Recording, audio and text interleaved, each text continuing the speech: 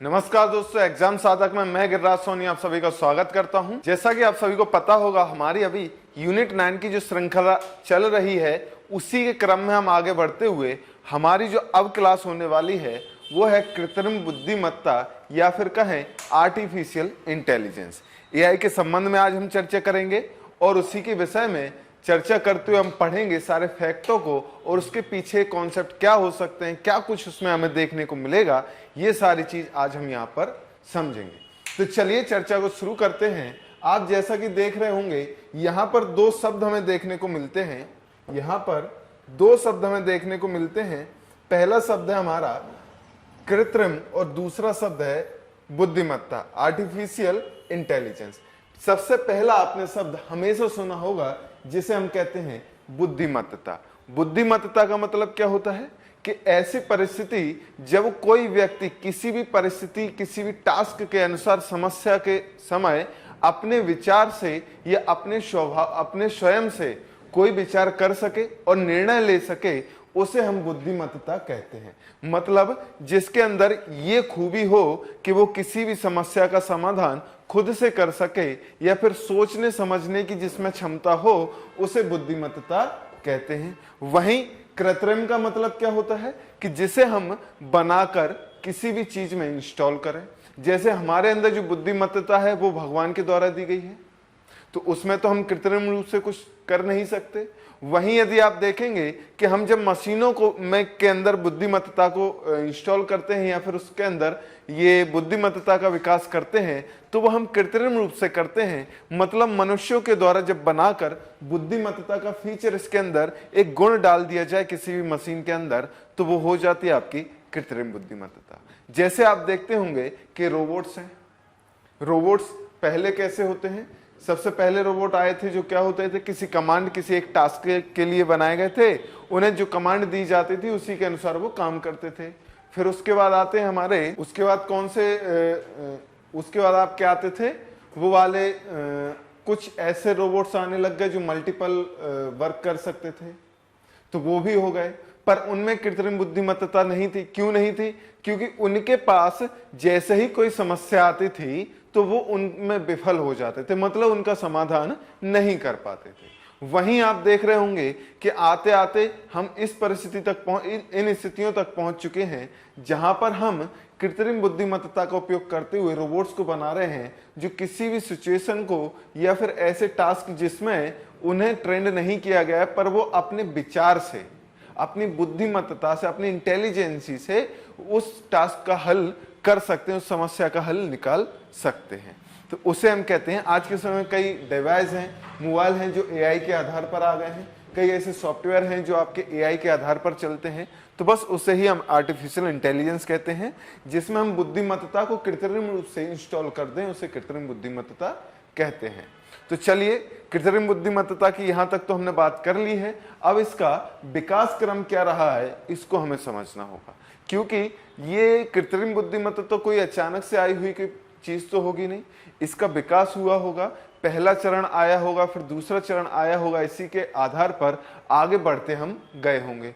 तो चलिए उसी के संबंध में आज हम चर्चा करना शुरू करते हैं। यहां से चर्चा को 1935 में क्या हुआ, एक ट्यूरिंग साहब थे, इन्होंने एब्स्ट्रैक्ट कंप्यूटिंग मशीन बनाई जो कैसी थी, एक स्कैनर टाइप की थी। इसका काम क्या था कि किसी भी चीज को स्कैन करना और उसके द्वारा जानकारी ग्रहण करना। इसी स्कैनर को जब इन्होंने बनाया, इस कंप्यूटर को बनाया, तो इसी कंप्यूटर को देखते हुए 1950 में हर्बर्ट साइमन ने ये बताया कि कंप्यूटर जो है वो सोच सकते हैं। कंप्यूटर सोच सकते हैं। ये किसने बताया? हर्बर्ट साइमन ने 1950 में इस बात को हमें बताया है। फिर 1951 आता है। इसमें क्या होता है, स्ट्रेचरी एक साइंटिस्ट थे, उन इंजीनियर थे, उन्होंने एआई का पहला सफल प्रोग्राम बनाया जो कि चेकर्स प्रोग्राम ड्राफ्ट के नाम से जाना गया। कौन सा बनाया? Checkers draft program. किसने बनाया? आपके स्ट्रेचरी ने बनाया। कब बनाया? 1951 में बनाया। और इसका प्रयोग कहां किया गया?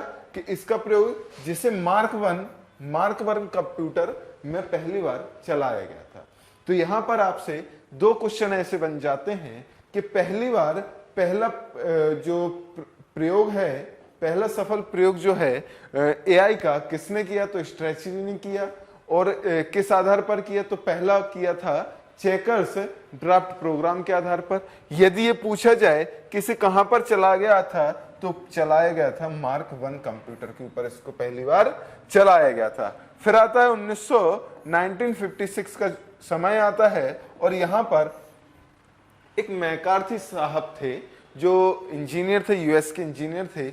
इन्होंने एआई शब्द को परिभाषित किया, इसलिए इन्हें एआई का जन्मदाता भी कहा जाता है, या फिर एआई का पिता भी इनको कहा जाता है। किसे कहा जाता है, मैकार्थी को कहा जाता है। तो ये क्वेश्चन बहुत इंपॉर्टेंट हो जाता है। क्या हो जाता है कि एआई का पिता किसे कहा जाता है, तो एआई का पिता मार्क जॉन मैकार्थी को कहा जाता है, और इन्हीं ने पहली बार एआई शब्द को परिभाषित किया था। आगे बढ़ते हैं। आगे बढ़ते हुए हम देखेंगे कि अगला क्या है कि मैकार्थी ने क्या किया कि एआई शब्द को पहली बार परिभाषित किया। उसके बाद पहली प्रोग्रामिंग भाषा जो थी जिसे लिस्प कहा गया है, LISP, जिसे का फुल फॉर्म यदि आपसे पूछा जाए तो वो है लिस्ट प्रोसेसिंग। इसको बनाया और इसका विकास किया, किसने किया था, तो मैकार्थी ने ही किया था। मैकार्थी ने किया था। जो प्रोग्रामिंग भाषा है लिस्प, उसका आविष्कार या उसका विकास मैकार्थी ने किया 1960 में। इसके बाद आता है 1973 में कॉल मैट्रोल के द्वारा प्रोग्रामिंग भाषा प्रोलॉक्स बनाई गई। प्रोलॉक्स जो भाषा है वो भी एक प्रोग्रामिंग भाषा है, और इसका फुल फॉर्म यदि आपसे पूछा जाए तो प्रोग्रामिंग इन लैंग्वेज लॉजिक इसका फुल फॉर्म है। और इसके बारे में मैं आपको बता दूं कि जो लिस्प थी, लिस्प थोड़ी लो क्वालिटी की थी, वहीं यदि प्रोलॉग की बात कही जाए तो थोड़ी एडवांस थी। अब आ जाते हैं, फिर आगे बढ़ते हुए 1981 का दौर आया, और 1981 में पहली बार जो 5th जनरेशन नाम की योजना चलाई वो जापान ने चलाई 1981 में। फिर 1983 का समय आया, और इन 1983 में माइक्रो इलेक्ट्रॉनिक एवं कंप्यूटर टेक्नोलॉजी की शुरुआत यहां पर हमें देखने को मिल जाती है। कब मिलती है, 1983 में micro electronic and computer technology की शुरुआत या फिर इसकी स्थापना की गई। इसके बाद आगे बढ़ते हुए बेजिल ने किस्मेट नाम का भावनात्मक रोबोट का विकास किया, और इसे यहां पर Guinness book of world record भी यहां प्राप्त हुआ है। तो यहां पर आपको दो बातें याद रखनी है कि किस्मेट क्या है, तो किस्मेट एक भावनात्मक रोबोट है जिसे बनाया किसने था, सिंथिया बेजेल ने बनाया था, और इसे Guinness book of world record भी प्राप्त है। क्यों प्राप्त है, उस समय ये भावनात्मक रोबोट होने का इसको अवार्ड मिला था, या फिर इसके नाम ये अवार्ड किया गया था। उसके बाद 1997 का दौर आता है, और 1997 में जो IBM कंपनी है, उस IBM कंपनी ने डीप ब्लू नाम का एक कंप्यूटर बनाया जो कि शतरंज खेलता था, और शतरंज खेलने में ये माहिर था। इसको बनाया गया था और इसका नाम क्या था, डीप ब्लू इसका नाम था। यहीं पे इसको शतरंज खेलने के लिए बनाया गया। तो एक खिलाड़ी थे, शतरंज खिलाड़ी गैरी नाम करके, उसको इस डीप ब्लू कंप्यूटर ने 6-0 से या 6-1 से कुछ हराया था।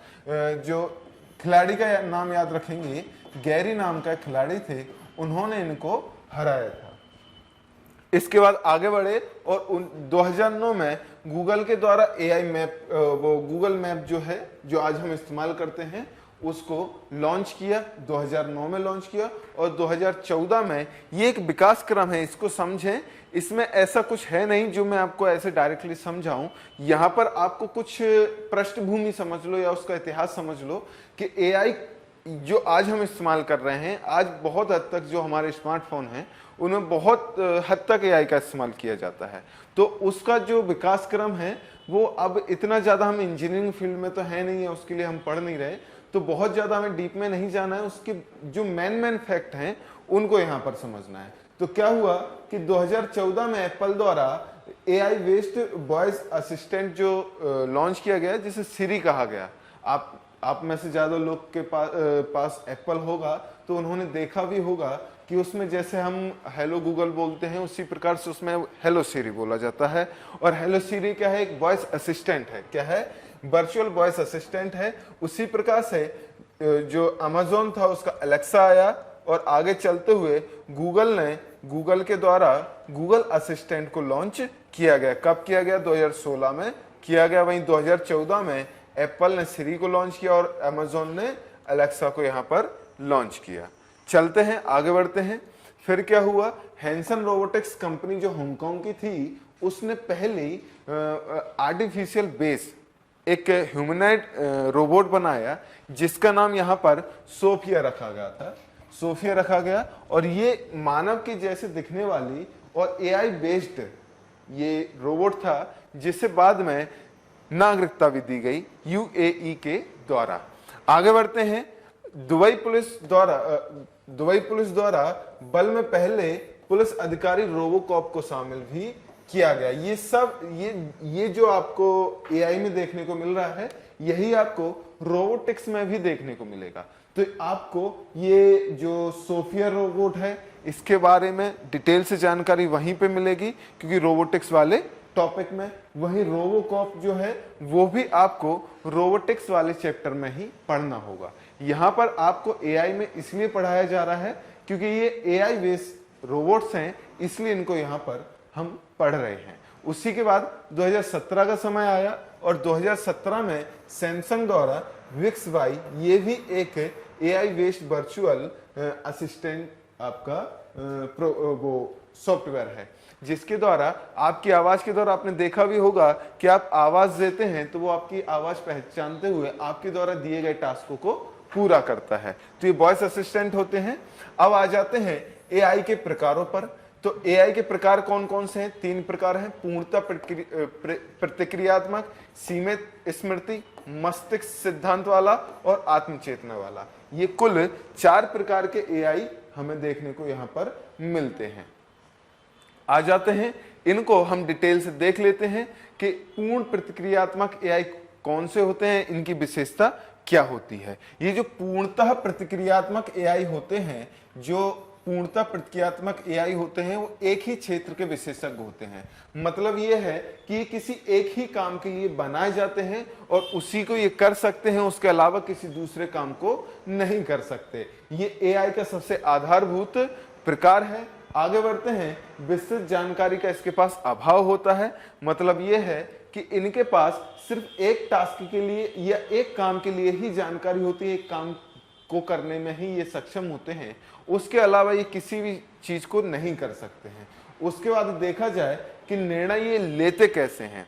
आप समझिए कि जैसे हम आपको किसी चीज का एक बार अनुभव दे दें, तो अब उसके बारे में यदि आपसे बार बार पूछा जाए, करने को बोला जाए, तो आप आसानी से कर सकते हैं। मतलब ये है कि जो वातावरण और परिस्थिति होती हैं उनसे सीधा संपर्क लेता है, सूचनाओं को ग्रहण करता है और उसी के आधार पर ये आपको प्रतिक्रिया देते हैं या फिर अपना टास्क पूरा करते हैं। जैसे समझिए थर्मामीटर है, तो थर्मामीटर क्या है कि एक ऐसा थर्मामीटर मैं आपके सामने लेके आऊं जो सिर्फ और सिर्फ आपको टच न करते हुए आसपास के वातावरण से जो टेम्परेचर है उसको महसूस करे, ग्रहण करे और आपको टेम्परेचर बताए कि अभी टेम्परेचर क्या है।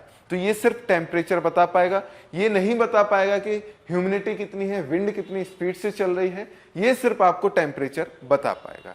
तो इसी प्रकार से इसे कहते हैं पूर्णतः प्रतिक्रियात्मक एआई। आगे बढ़ते हैं। सीमित स्मृति वाले एआई कौन से होते हैं? ये पिछले अनुभव की सीमित सूचनाओं को संग्रहित करके रखता है, जैसे स्वचालित car, chatbox, personal digital assistant. आप समझिए कि आपने कई ऐसे जगहों पर देखा होगा कि कहीं इंक्वायरी के लिए आपने व्हाट्सएप नंबर किसी कंपनी का, किसी संस्थान का, किसी भी जगह का निकाला और आपने उस पर एक मैसेज किया, तो तुरंत बाद आपको विद इन सेकेंड आपको एक मैसेज आएगा उनकी तरफ से कि वेलकम टू फलाना कंपनी, ऐसा करके एक आता है। तो वो कैसा होता है? वो सीमित स्मृति वाली चैटबॉक्स होते हैं। उसमें क्या किया जाता है कि आपको पहले से ही उनमें कुछ मैसेजेस देख लें या फिर कुछ चीजों को देख लें, उन्हें फीड करके रख दिया जाता है। उसी प्रकार से कुछ स्वचालित कारें जो होती हैं वो भी एआई बेस्ड होती हैं। कैसे होती हैं कि जैसे उनको पता है कि एक टास्क पहले से ही उनमें कुछ फीड कर दिए जाते हैं, जिनके द्वारा क्या किया जाता है कि वही परिस्थिति यदि उनके सामने दोहराई जाती है तो वो उसी के हिसाब से अपनी क्रिया को आगे बढ़ाते हैं। पर्सनल डिजिटल असिस्टेंट क्या है कि वही है, जैसे आपने देखा होगा कि आपने वॉइस रिकॉर्ड करके अपना वो कर दिया, क्या बोलते हैं, लॉक लगा दिया, या फिर किसी भी चीज को आपकी कमांड के द्वारा ही, जैसे एलेक्सा को देखा जाए तो एलेक्सा आपकी ही आवाज किसी एक व्यक्ति की आवाज को यदि उसमें रजिस्ट्रेट कर दिया जाए तो सिर्फ वो उसी की आवाज पर काम करता है या फिर उसी की आवाज सुनते हुए वो आगे बढ़ता है। जैसे आपने एक मूवी देखी होगी रोबोट नाम करके, एक रजनीकांत की मूवी थी, उसमें उसका रोबोट जो लैपटॉप होता था वो उसी जो साइंटिस्ट था जो रजनीकांत था उसी की वॉइस से वो खुलता था। तो वो क्या था, एक सीमित स्मृति वाला एआई था। ये सारी चीजें यहाँ पर हमें देखने को मिलती हैं। अब आ जाते हैं मस्तिष्क सिद्धांत। मस्तिष्क सिद्धांत वाला क्या होता है कि ये ऐसे एआई होते हैं जो भावनाओं को समझने की क्षमता होती है, और इसे एआई का अगला चरण भी कहते हैं। यहां पर आपने एक फिल्म देखी होगी यदि, तो वो है स्टार वार फिल्म में C-3PO। ये जो रहा ये है ये एक रोबोट है।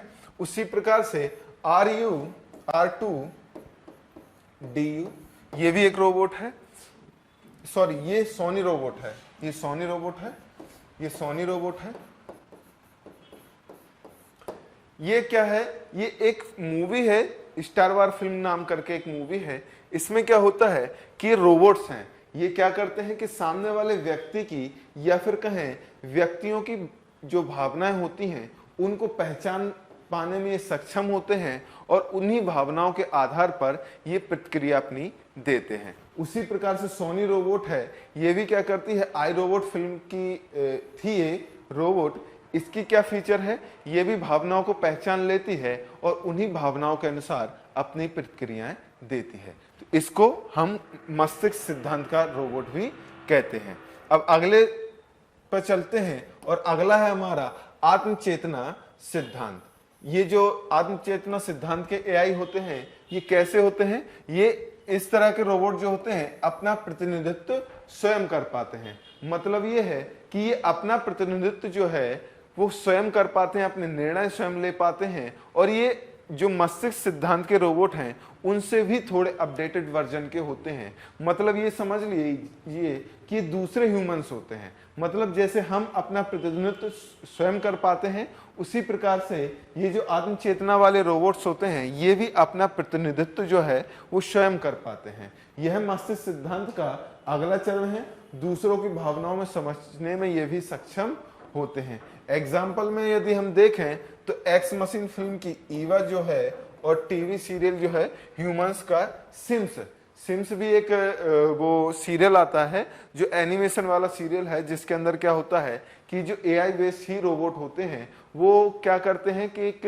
फैमिली की तरह बन के रहते हैं, एक सोसाइटी की तरह रहते हैं, और वहीं पर इस मूवी को या इस सीरियल को देखा जाता है। वो सब किसके आधार पर है, आपके आत्मचेतना के आधार पर एआई रहते हैं। हम देखते हैं एआई में प्रयुक्त होने वाली जो भाषाएं हैं, क्योंकि एआई को प्रोग्राम करने के लिए या एआई को बनाने के लिए कुछ भाषाओं का भी प्रयोग किया जाता है। उन भाषाओं को हम देख लेते हैं। जैसे पहली हमने देखी थी जो लिस्प थी, इसको मैकार्थी ने जो बनाया था 1960 में। ये क्या है, इसको बनाया था लिस्प को। इसमें आपको याद रखना है कि एक तो लिस्प का फुल फॉर्म याद रखना है, इसको क्या कहते हैं, लिस्ट प्रोसेसिंग। और उसको कब बनाया गया था, 1960 में बनाया था। किसने बनाया था, मैकार्थी ने आपके यहाँ पर बनाया था। उसके बाद यदि दूसरी देखी जाए तो दूसरी है आपकी प्रोलॉग, जिसका फुल फॉर्म है प्रोग्रामिंग इन लॉजिक। इसे 1973 में बनाया गया था। 1973 में किसने बनाया, कॉल मैरिट ने इसको बनाया था। उसके बाद और भाषाओं में यदि चलें तो और भाषाएं हैं आपकी पाइथन, जावा और जूलिया। यहां पर आपको पाइथन और जावा तो बहुत देखने को मिल जाएगी, वहीं जूलिया जो भाषा है ये आसानी से देखने को नहीं मिलती है। तो इसलिए इस चीज को हमें ध्यान रखना होगा, क्या है कि ये जूलिया जो है भाषा आसानी से देखने को नहीं मिलती, तो वहां पर आपको ये ऑप्शन में दिया जाएगा कि इनमें से कौन सी प्रोग्रामिंग भाषा है या कौन सी प्रोग्रामिंग भाषा नहीं है। तो आपको लगेगा कि ये प्रोग्रामिंग भाषा नहीं है, पर ये एक आपकी प्रोग्रामिंग भाषा है। तो यहां पर इस चीज को याद रखना है। हम एआई के अनुप्रयोगों को समझेंगे कि एआई के अनुप्रयोग क्या है, मतलब इनका यूजेस हम कहां कहां पर करते हैं। तो आपने देखा होगा कि जो अंतरिक्ष अनुसंधान है, अंतरिक्ष विज्ञान है, स्पेस सेंटर जो होते हैं, वो अपने जितने भी मिशन करते हैं उनमें कहीं ना कहीं आजकल एआई का प्रयोग होने लग गया है। जैसे आप देखेंगे व्योम मित्र जो हमारा अगला प्रोग्राम है उसमें, वहीं पर आप देखेंगे कि प्रज्ञान नाम का रोवर जो चंद्रयान 2 के साथ छोड़ा गया था, जिसमें प्रज्ञान नाम का रोवर लगाया गया था, वो भी एआई के आधार पर था। वहीं आप देखेंगे कि जो लैंडर लगा हुआ था, जो चंद्रयान 2 का लैंडर जो था, उसका नाम क्या था आपका, विक्रम था। तो विक्रम भी यहाँ पर एआई आधारित एक लैंडर था। ये आपको यहाँ पर एक क्वेश्चन याद रखना है, ये भले ही मिसलेनियस का है या फिर करंट अफेयर्स का है, लेकिन आपको याद रखना होगा कि जो चंद्रयान 2 का जो रोवर था उसका नाम क्या था और लैंडर था उसका नाम क्या था, क्योंकि इन दोनों में मिसअंडरस्टैंडिंग या फिर कहें आपस में मिल जाते हैं। कभी कभी रोवर हम विक्रम कर देते हैं और लैंडर हम प्रज्ञान कर देते हैं। तो इस बात को हमें ध्यान रखना है कि प्रज्ञान क्या था, आपका रोवर था, और वहीं विक्रम आपका लैंडर था। वहीं आप देखेंगे कि बैंकिंग और वित्तीय क्षेत्र में, वहीं पर आप देख रहे होंगे कि आजकल क्या है कि कई ऐसे बैंकों में हम जाते हैं, वहां पर हम देखते हैं कि एआई आधारित मशीनें आ गई हैं, जहां पर हमें कर्मचारियों से नहीं सीधे मशीन में जाते हैं, अपनी पासबुक प्रिंट करा लेते हैं। वो कैसी है पासबुक प्रिंटिंग मशीन, तो आज के समय में आपने देखी ही होगी, हर बैंकों में होती है। वो कैसी, एक एआई आधार पर ही है। क्यों? क्योंकि उसके अंदर क्या है कि आप जैसे पासबुक डालेंगे तो आपके अकाउंट की डिटेल्स वो लेके आएगा और उसी डिटेल के अनुसार आपकी पासबुक प्रिंट कर देता है। ऐसा नहीं होता है कि आपकी बुक में मेरी एंट्री कर दे या मेरी बुक में आपकी एंट्री कर दे। तो ये सब एक एआई के आधार पर है, लेकिन सीमित स्मृति वाला है। क्यों? क्योंकि यहां पर आप देखेंगे कि इसमें पहले एक प्रोग्राम किया जाता है और इसका काम ही होता है कि आपको सिर्फ प्रिंटिंग करना है, मतलब एक क्षेत्र के लिए ही इसको बनाया जाता है। तो यहां पर आप देख रहे होंगे कि वहां पर उसको जैसे हमने अपनी पासबुक देते हैं, वो आपका अकाउंट नंबर रीड करता है, आपको वेरीफाई करता है, उसके साथ ही आपकी पासबुक को प्रिंट कर देता है। तो ये सब एआई के आधार पर ही होते हैं। तो एक बैंकिंग रोबोट है लक्ष्मी, जो कि आपको देखने को मिलेगी। और उसके बाद पुलिस बल में आप देखेंगे रोबोकॉप, जो हमने देखा था दुबई में, रोबोसेन चेन्नई का, और एला जो है न्यूजीलैंड का एक जो रोबोट है, जो कि पुलिस में यहाँ पर इसको नियुक्त किया गया है। वहीं गेमिंग में आप देख रहे होंगे कि आईबीएम ने एक बनाई थी मशीन, कंप्यूटर बनाया था, जिसे डीप ब्लू कंप्यूटर कहा गया था, और ये शतरंज खेलता था, ठीक है, जिसे चेस गेम कहते हैं। यातायात में आप देखेंगे कि आप यातायात परिवहन में देखते होंगे स्वचालित कारें, ट्रैफिक कंट्रोल। यहाँ पर जो स्वचालित कारें जो आज के समय में आ रही हैं, जिसे ड्राइवरलेस कार बनाई जाती हैं, उसमें तो आप देखते ही होंगे। वहीं यदि आपको जीता जागता उदाहरण देखना है तो इंदौर का रोबोट स्क्वायर के पास चले जाएं। वहां पर एक रोबोट है जो क्या करता है, ट्रैफिक कंट्रोल करता है। वहां पर उसी के द्वारा ट्रैफिक कंट्रोल किया जाता है, उसी के द्वारा आपका चालान भी काटा जाता है। ये देखा जाता है कि किसी ने जो सिग्नल तो नहीं तोड़ा है या फिर यातायात का उल्लंघन नहीं तो नहीं किया है। ये सारी चीजें यहाँ पर हमें ट्रैफिक कंट्रोल रोबोट, जो कि आपके रोबोट स्क्वायर पे देखने को मिलेगा, और ये मध्य प्रदेश का पहला है।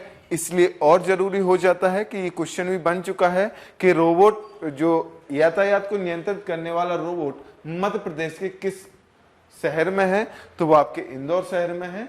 तो उसी को यहाँ पर एआई के आधार पर ये बनाया गया है। उसी प्रकार से आप देखेंगे डिजिटल सहायता और स्मार्ट स्पीकर का प्रयोग में भी किया जाता है। जैसे आप सिरी देख रहे हैं, एलेक्सा देख रहे हैं, विक्स बाय देख रहे हैं, गूगल असिस्टेंट देखेंगे। उसी प्रकार से रेलवे में देखेंगे कि IRCTC का आपका आस्क दिशा है, जिसमें क्या होता है कि यदि आपको कोई भी कंफ्यूजन होता है कि आप यहाँ पर रेलवे के संबंध में कोई भी जानकारी प्राप्त करना चाहते हैं, जो भी जानकारी चाहते हैं, जैसे टिकट के संबंध में कंफर्मेशन हुआ नहीं हुआ, ये सारी चीजों के संबंध में जानना चाहते हैं, तो यहाँ पर आपको आस्क दिशा नाम का एक एप्लीकेशन मिलेगा जो कि एआई के आधार पर देखने को मिलता है। अब हम देखेंगे कि भारत में एआई का विकास किस प्रकार से हुआ। तो आप देखेंगे कि 2018-19 का जो बजट था उसमें सरकार के द्वारा राष्ट्रीय कृषि बुद्धिमत्ता कार्यक्रम, जिसे NAIP कहा गया है, इसका क्रियान्वयन करने के लिए इसको बजट दिया था। उसी के बाद 2020 में पीएम मोदी ने दिल्ली के सामाजिक सशक्तिकरण के लिए उत्तरदायी कृत्रिम बुद्धिमत्ता शिखर सम्मेलन, जिसे राइस 2020 कहा गया, इसका आयोजन किया था। उसके बाद नीति आयोग के जो उपाध्यक्ष थे, उस समय के जो उपाध्यक्ष थे राजीव कुमार, उन्होंने एक समिति का गठन किया जो कि राष्ट्रीय स्तर पर एआई कार्यक्रम की रूपरेखा तैयार करेगा। उसके बाद आप देखेंगे कि आईआईटी दिल्ली ने 2020 में स्कूल ऑफ एआई की शुरुआत करी और यहाँ पर ऐसा शुरू करने वाला ये पहला आईआईटी बन जाता है। तो ये क्वेश्चन भी आपका बहुत इंपॉर्टेंट हो जाता है कि स्कूल ऑफ एआई किस आईआईटी ने खोला है, तो आपका आईआईटी दिल्ली। ज्यादातर लोगों को लगेगा कि आईआईटी बेंगलुरु होगा, क्योंकि सिलिकॉन सिटी आपकी बेंगलुरु है और वहीं पर ज्यादातर जो सॉफ्टवेयर से संबंधित जितने भी कार्य होते हैं आपके बेंगलुरु में होते हैं, तो लोगों को लगेगा, लेकिन ये आपका आईआईटी दिल्ली है। अब देखेंगे तेलंगाना राज्य ने 2020 को कृत्रिम बुद्धिमत्ता वर्ष घोषित किया था। उसके बाद आईआईटी हैदराबाद ने क्या किया, आईआईटी हैदराबाद ने 19-20 में एआई में पूर्णतः बीटेक कार्यक्रम आपका शुरू किया। मतलब इसके पहले आपका पूर्ण रूप से एआई में बीटेक या फिर कहें डिग्री नहीं होती थी, तो आईआईटी हैदराबाद ने ऐसा किया है। फरवरी 2019 में